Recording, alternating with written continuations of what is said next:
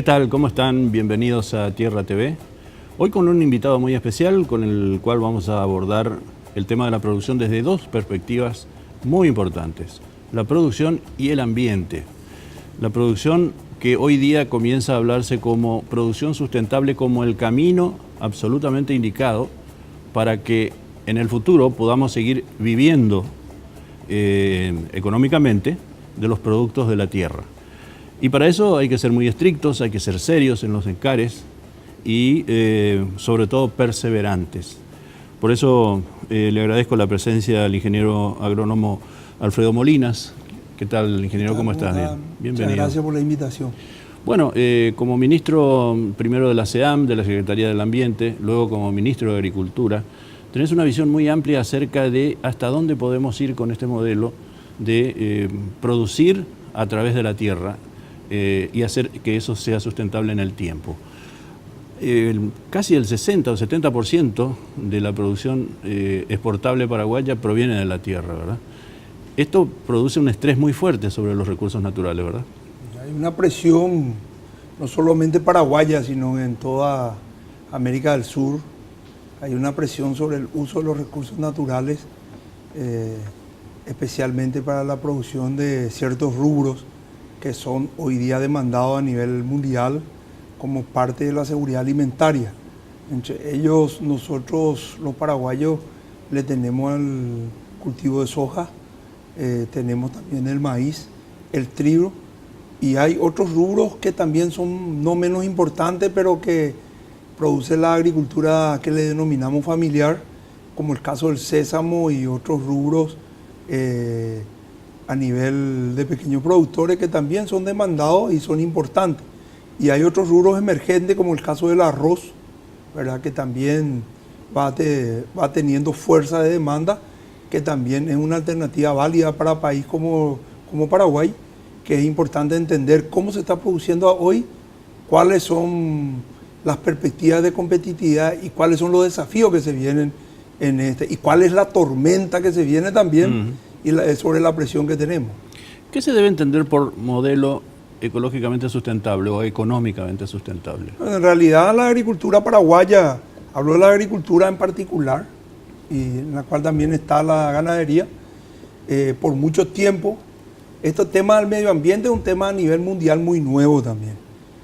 Mucha gente no entiende que en el año 1972 se incorpora la dimensión ambiental y la gente tampoco estudia un poco el origen, cómo se incorpora la dimensión ambiental en el desarrollo. Siempre se vino discutiendo el desarrollo económico y social, pero nunca se incorporó la dimensión ambiental. En el 72 en Estocolmo, el programa de las Naciones Unidas le da un énfasis especial al tema ambiental y lo pone en la agenda mundial, pero lo pone como una dimensión que venga a colaborar con el desarrollo económico y social para que sea sostenible. Nunca le pone en la agenda para que venga a trabar, para que venga a complicar, para que venga a convertirse en un debate ideológico o se pone en la agenda para que contribuya con el desarrollo económico y social. Esto tiene un arranque más real después de poner en la agenda a nivel mundial en el año 92 con la cumbre de Río de Janeiro, en la cual, aparte de hacer una agenda de trabajo político que se llamó el programa para el cambio, pero lo mal llaman la Agenda 21, se identificaron 3 problemas globales. Uno fue el cambio climático, otro fue el convenio biodiversidad, que es el convenio y el último que se aprobó como un problema global es el programa de lucha contra la desertificación y la sequía. Hoy el problema global más debatido en los modelos de desarrollo como el nuestro, el agrícola productivo, es el tema del impacto que genera los efectos de gases de efecto invernadero a la variabilidad climática que viene a afectar los sectores de producción. Pero ese como un problema global que tiene que ser visto con una responsabilidad diferenciada en la cual la agricultura paraguaya ha sufrido un proceso bastante interesante, ¿verdad? Y hoy día nuestra agricultura y nuestra ganadería puede hacer, digamos, puesta en valor de ese proceso y puede mostrar que aparte de ser parte de la solución de la seguridad alimentaria, puede tener sistemas de producción que estén acorde y en equilibrio con el medio ambiente, que es fundamental en ese tema. Como es ministro de la SEAM, como es ministro de Agricultura, tenés la visión de esas dos visiones juntas, ¿verdad? Respecto a este programa que la FAO está impulsando ahora, el de la denominada agricultura familiar campesina, ¿vos le ves futuro a ese modelo que tanto insiste la FAO? Voy a ir al caso de Paraguay. Cuando yo estaba como ministro de Agricultura, yo tomé ese y creé el programa de agricultura familiar en el Ministerio de Agricultura y Ganadería. El 85% de los rubros que se consumen en la mesa familiar, sea de zona urbana y zona rural en Paraguay, proviene de la agricultura familiar. Estamos hablando de rubros hortícolas, estamos hablando de mandioca en particular, por ejemplo, estamos hablando de otros rubros como maíz. La mayoría de esos productos que se consumen o se comercializan en los supermercados, en los mercados de abasto, en los mercaditos en la zona urbana y en la zona rural que se consume hoy día mucho más que antes, provienen de la chacra de lo que se denomina la agricultura familiar. El problema que tiene la agricultura familiar es un problema que la agricultura, digamos, empresarial o mal llamada microagricultura, logró avanzar y que la agricultura familiar todavía no puede avanzar, que es la tecnificación del campo. Que la tecnificación del campo no pasa comprándole maquinaria o dándole, sino que tiene que volverlo más competitivo, aprovechar un poco cuáles son los recursos naturales disponibles de la producción, que aprovechen más racionalmente y por otro lado incorporen ciertas tecnologías adecuadas a ello que le permita producir con mayor eficiencia y eficacia. Lo que ocurre hoy día es, increíblemente, el 60% de la población paraguaya ya está en la zona urbana y el 40% en la zona rural. Se entra en un debate que es un debate perimido del concepto de expulsión del campo. El fenómeno de la venida de la gente del campo a la ciudad se amerita a otros motivos. Uno de ellos puede ser la falta de tecnificación del campo, que hace que los jóvenes que están trabajando en su finca pierden motivación, ¿verdad? Y se vuelven poco competitivos y no le ven mucho futuro a quedarse en él. Pero hay otro fenómeno mucho más pesado, con mucho más peso específico: la falta de camino, la falta de acceso a agua potable, la falta de acceso a sistemas de redes energéticas, la falta de acceso a educación no superior, disponible, cercano a sus lugares. Entonces la gente que viene a la ciudad se entusiasma y la gente del campo se traslada. Pero esos fenómenos en un debate político en el cual se discuten modelos de producción no se incorporan, sino que se incorporan otro tipo de elementos como temas ambientales, como para poder influir en la sociedad en un concepto equivocado.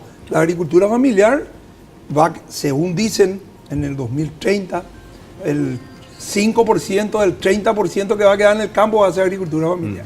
¿Qué eficiente va a tener que ser? Porque tiene que producir para alimentarse el 5%, alimentar al 25% de la agricultura tecnificada empresarial y alimentar al 70% que vive en la población.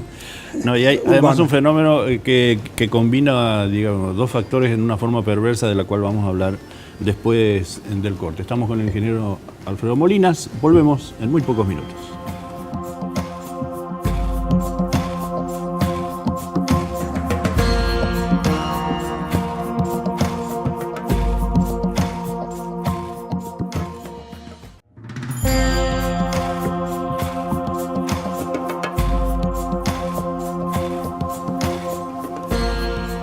Volvemos en Tierra TV y con el ingeniero Alfredo Molinas. El tema que estaba desarrollando el ingeniero hace algunos pocos minutos antes del corte es la transformación de la agricultura familiar campesina y lo que es tendencia mundial, es decir, la urbanización de la población.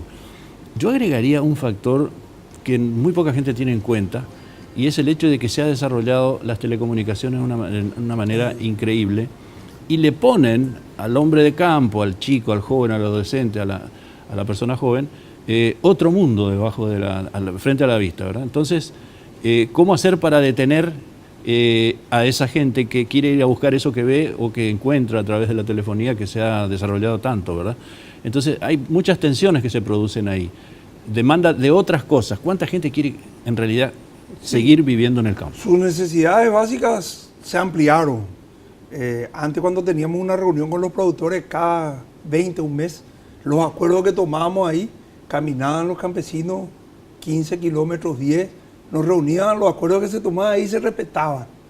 Lo que pasa es que con los medios, con la comunicación, hoy los acuerdos que se toman ahí por el camino ya se desbaratan y hay un poco más difícil el control sobre el manejo de la gente en el campo. Y no podés hacer vos hoy una asistencia técnica sin utilizar esos medios. Y saber utilizar esos medios lleva su tiempo, tener que preparar gente, tener que saber armar. Un tema que me preguntaste hace rato sobre el modelo, discusión sobre el modelo de desarrollo. La agricultura paraguaya y la ganadería se sustentó siempre sobre la mineralización de la materia orgánica. ¿Qué es lo que pasó? ¿Qué es lo que ocurrió? Antes vos comprabas una propiedad o había que comprar tierra para la reforma agraria, se elegían tierras con monte nativo. Había un factor legal, inclusive de códigos, que decían de que tener tierras con monte era improductivo y los campesinos elegían propiedades y el Instituto de la Tierra, que fue cambiando el nombre, también compraba solamente tierras con propiedad, con bosque nativo. ¿Por qué? Porque vos quemabas el bosque con la madera que quemabas, así vendía como lampino, hacía carbón, vos generabas tus ingresos. No importa si es pequeña o gran agricultura, o si el que iba a hacer pastura hacía lo mismo. ¿Y qué vos aprovechabas? Aprovechabas la materia orgánica producto de la quema. Eso se utilizaba todo, porque vos te enseñaban en la universidad en preparar el suelo 20 centímetros de profundidad, 2 aradas, 2 rastreadas, que hacía que inclusive la maleza que salía descomponía para que se convierta en nutrientes. Y había un fenómeno que se decía en el campo, que las mandiocas, que era C4, que sacaban nutrientes que otros cultivos no sacaban, en los lugares donde el mandioca ya no crecía te decían, ni mandioma no cacuay pebe, porque era una tierra justamente pobre. Hoy cambió la agricultura. Le echaban mano a la siembra directa, hoy se hace una agricultura con el carbono, le llama. Lo que menos se pretende es que se haga mineralización de la materia orgánica. La biotecnología vino a resolver un problema que eran las malezas, ¿verdad? La gente lo tomó no porque le decían que era una maravilla, porque le resultó en el uso para el control de maleza. Hoy día controlar la maleza, pedirle a un pequeño productor que salga en enero a hacer una carpida es totalmente inhumano, ¿verdad? El pequeño productor también hoy por los medios de comunicación que vos decías quiere festejar el Año Nuevo, la Navidad, los Reyes. Entonces la biotecnología viene a colaborar para que se mejoren los sistemas de producción. La siembra directa, la labranza mínima se incorpora, se hace más una agricultura sobre las tierras ya habilitadas y no sobre las tierras con monte. Entonces hoy cambia un poco la visión. La visión que se tiene hoy es hacer una agricultura donde el paisaje incorpora ya los bosques nativos.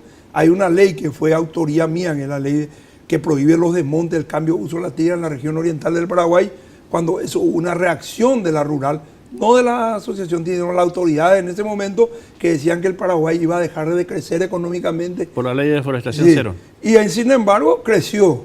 Lo que no se cumplió es lo que se había propuesto y prometido a través de la ONG de retribuir económicamente a los bosques, que se protegían finalmente. Pero hoy día tenemos una agricultura que es una agricultura que está a favor de mantener el paisaje del bosque nativo. La siembra directa, Paraguay es campeón mundial. Si hacemos un balance en gases de efecto invernadero, Paraguay en la agricultura secuestra más que emitir carbono. Los productos agroquímicos son cada vez más inocuos. Los equipos para producir, para aplicar los productos fitosanitarios son más sofisticados, son más, digamos, precisos. Entonces, no podemos seguir discutiendo un modelo que dio resultados y que tuvo un gran cambio. Otro tema, hoy el 60% o 50% creo que de la soja que se produce se transforma en industria porque tenemos volumen, tenemos habilidades que vinieron a abrirse la industria, si no, no iban a venir. Con 300.000 hectáreas no iban a venir. Hoy el crecimiento de la producción de pollo fue prácticamente el 15 a 30%. Hoy se abren empresas locales con mucho éxito como Jefren Kitchen, porque la producción de maíz no solamente creció en superficie, sino creció en productividad. Una cosa quería preguntarte, ¿qué es más eficiente para la famosa captura del carbono? ¿Cultivos que van rotándose, que van haciéndose uno detrás de otro para producción, o mantener bosques nativos? Los bosques nativos tienen cuando no son aprovechados, tienen una neutralidad. Lo que emiten secuestra. El fenómeno de la fotosíntesis y la respiración. Durante un periodo de crecimiento, la fotosíntesis es superior a la respiración y llega un momento se neutraliza. El renovar cultivos y mantener la cobertura vegetal permanente secuestra, y no incorporar para que se mineralice la materia orgánica, sino aprovechar la materia orgánica a través de la rotación de cultivos con abono verde y compañía, y a utilizar los herbicidas para evitar que se tenga que incorporar la maleza. Eso secuestra mucho más que cualquier otro, porque en 2 periodos, en 2 años, saca 5 cosechas el que se dedica hoy día a la producción en el campo. O sea que hay mucha mitología respecto a esto o sea, mucha información sesgada que no dice lo que tendría que decir. Hay un tema, por ejemplo, hoy que está muy discutido. Yo creo que la gente no entiende.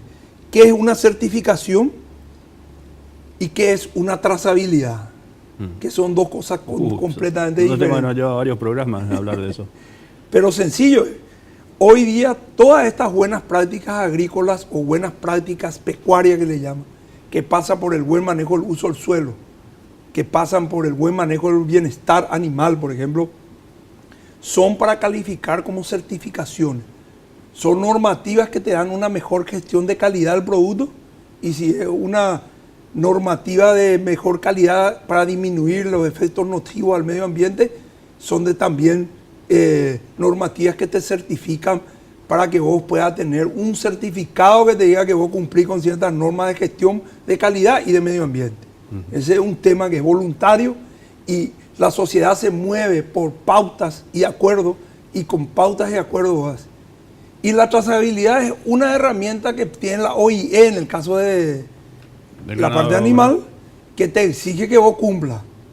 Y en el caso del Código Alimentario, que es puesto por la FAO y la Organización Mundial para la Salud, que son también normas que tenés que cumplir, que es una herramienta, tampoco es una obligación, que te permite cada vez más hacer que el producto final que vendes es seguro para el consumidor, para su consumo, que no le afecta.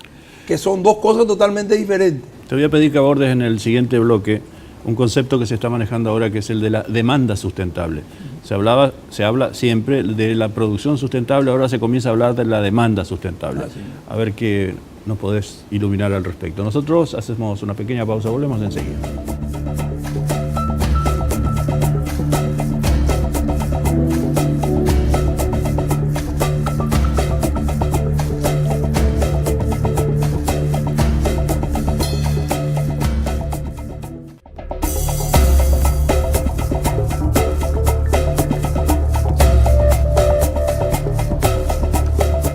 Estamos de vuelta en Tierra TV con el ingeniero Alfredo Molinas. Mucha experiencia en medio ambiente a través de la Secretaría del Medio Ambiente, mucha experiencia en la parte agrícola y ganadera a través del Ministerio. Y habíamos quedado en el bloque anterior con el tema de la demanda sustentable, sí, que comienza a abrirse paso como uno de los indicadores, que lo estabas diciendo vos. Es decir, hoy día para comprarte 1 kilo de carne, ya empiezan a preguntar de dónde viene, qué proceso sufre.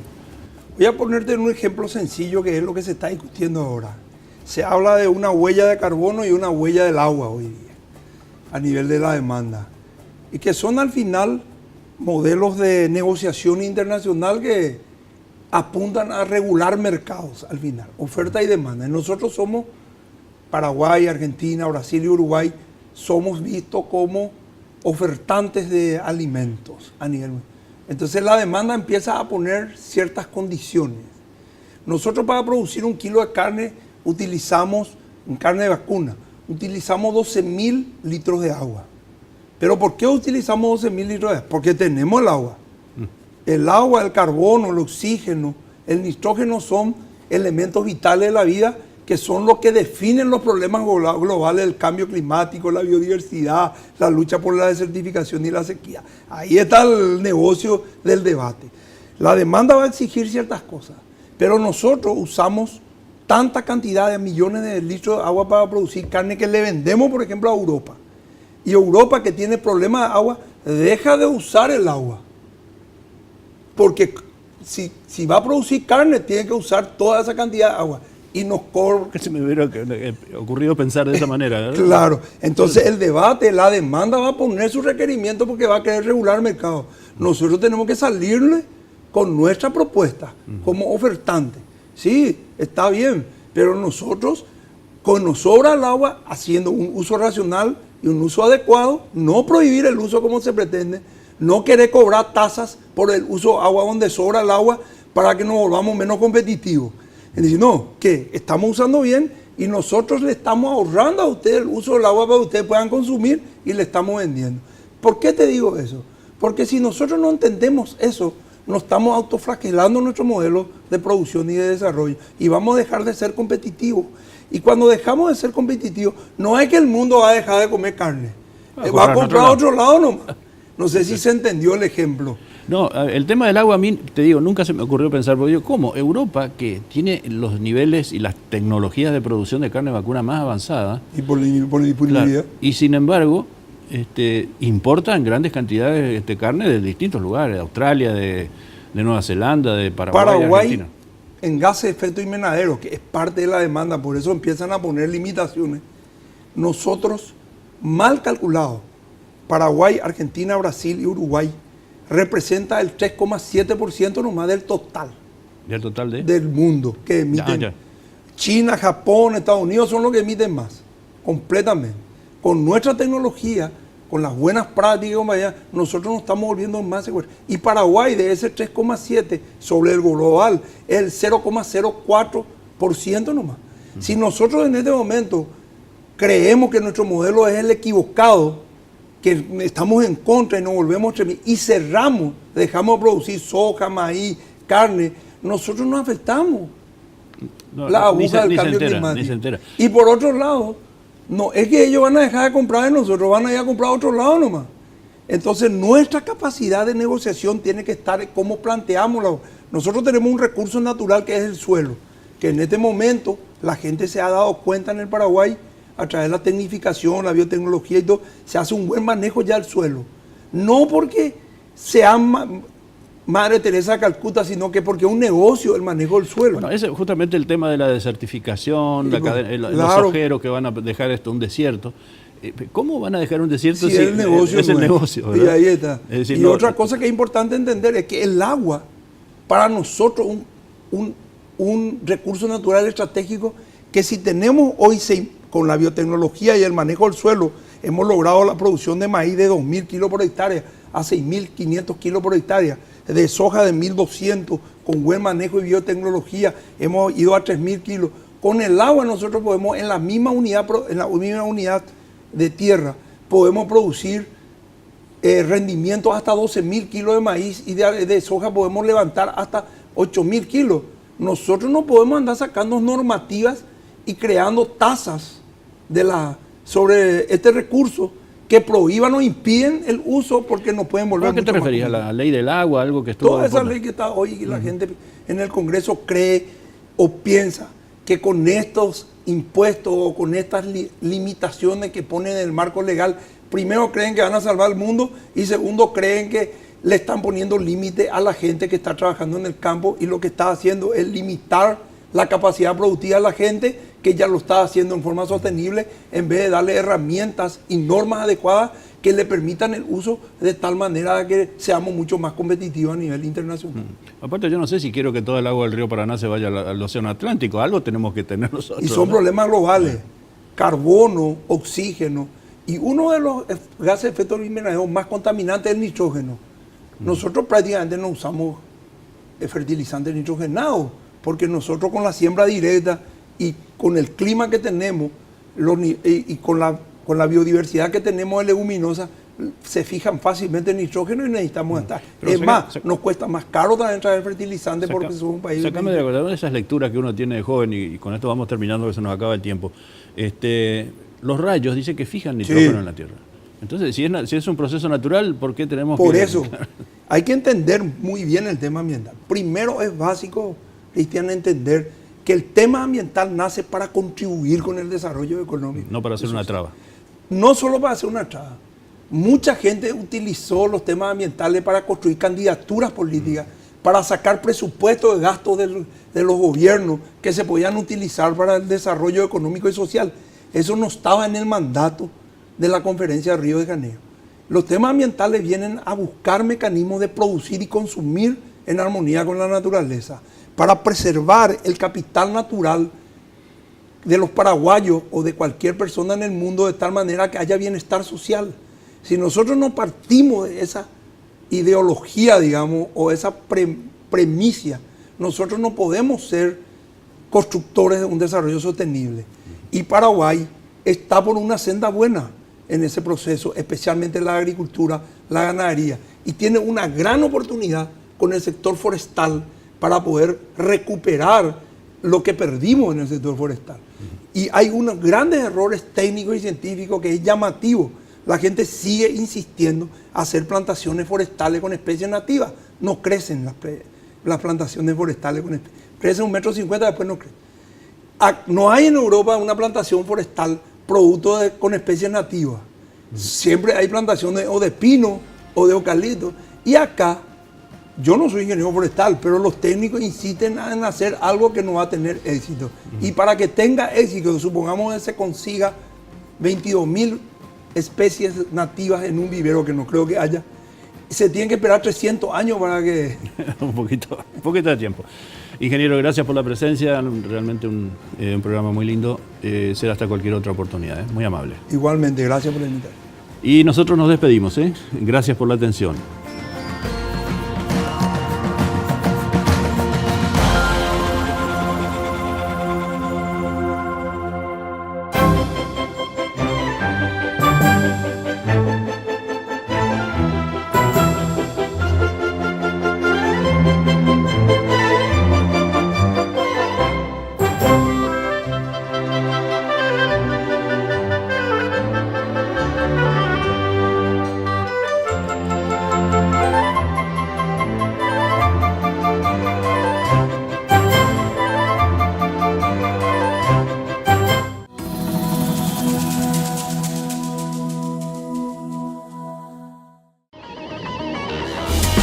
Fue una realización de Alicante.